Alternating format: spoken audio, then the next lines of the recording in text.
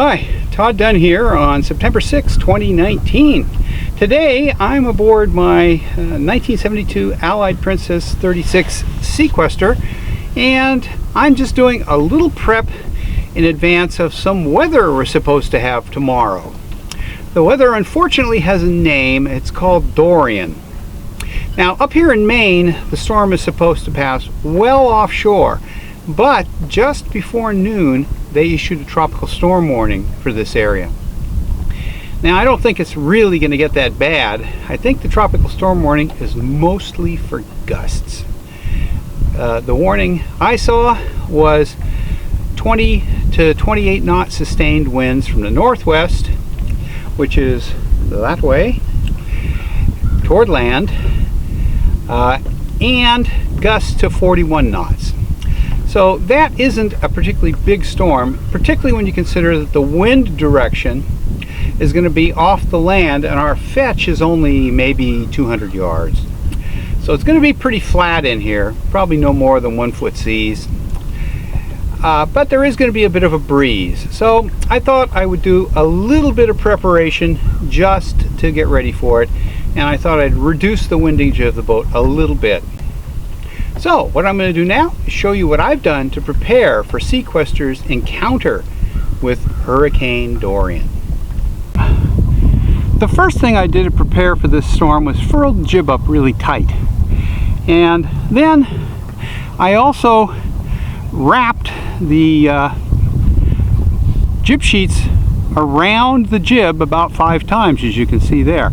And that'll secure the sail pretty well. And just below the sheets, I tied a sail tie around there to further secure it.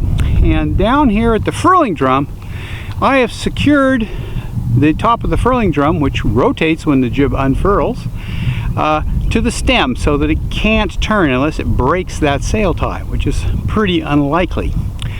So basically, I think my jib is pretty safe. We're not going to have that much wind. What about the next thing? Let's take a look aft. The other thing I did was I took the dodger off, which will reduce windage a little bit, but that's not really the reason I took it off. As you can see from this tarp that I tied over the companionway to try to keep water from blowing into the companionway, that tarp's not very clean, and that's because we've had cormorants visiting the boat. They've been landing on the starboard spreaders and doing what cormorants do, as you can see. And I had this tarp over the dodger, and I thought, well, if it's going to potentially gust to 40 knots, I don't want this tarp over the dodger because it might chafe the dodger windows and generally make a mess, and it would also create additional windage. So took the dodger off and tied the tarp down here. That tarp is pretty well tied down. I think I got 11 lines altogether holding it down. And we're supposed to get 1.5 inches or so of rain, which mixed with the wind will rinse the tarp off very nicely, and I won't have to wash it.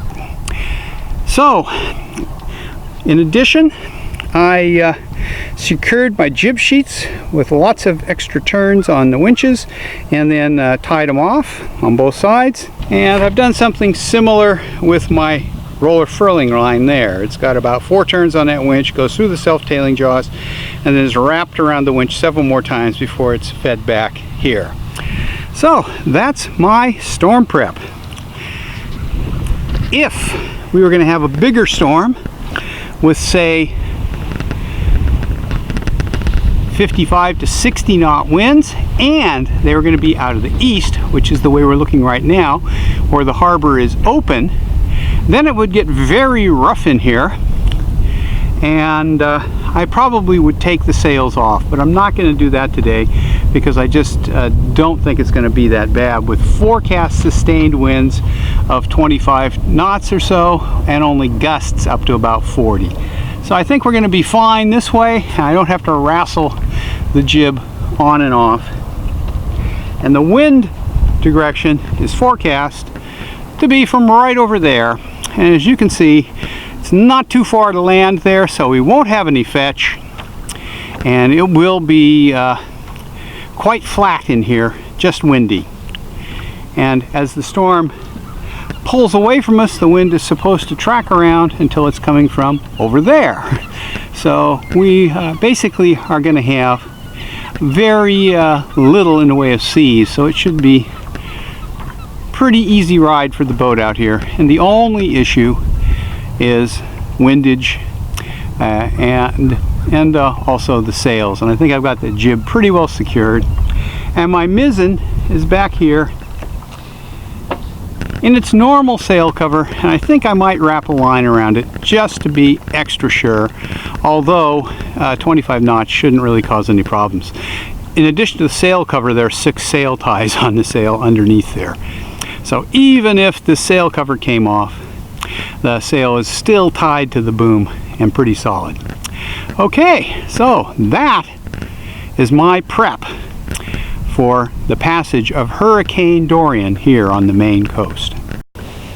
Okay, thanks for watching. Hope you enjoyed seeing what I do for a minor storm. A much bigger storm and all the sails would be off and the boat would be stripped of all canvas. But for this, it's not supposed to be that bad, so but I think what I've done will be adequate. And I'm just going to show you what some of my neighbors have done in the way of preparation. Okay, this is my closest neighbor. It's a little after 3 now in the afternoon. Now they may come out later in the day and do something, but as you can see, so far what they've done in preparation for Dorian is nothing. Same with the friendship sloop right ahead of them. The only boat around here actually that I've seen any prep on is this little boat over here, and all he did was take the mainsail off. He left the Dodger up though. So that's pretty much it for around here. There's another boat fully rigged. All the boats up there except one are fully rigged, and the one that isn't fully rigged, they took their jib down. So as you can see, most people don't expect this to be a particularly big storm. So anyway, thanks for watching. Hope you enjoyed seeing what I do, and if you did, please give me a thumbs up. Please subscribe to my channel if you haven't to see more exciting coverage of sailing and motoring on the coast of Maine. And that's it for today. Thanks for watching. Oh, I will post an update after Dorian, and I may go out tomorrow during the height of the storm at high tide just to see what the surf is like in a couple places. Okay, thanks for watching.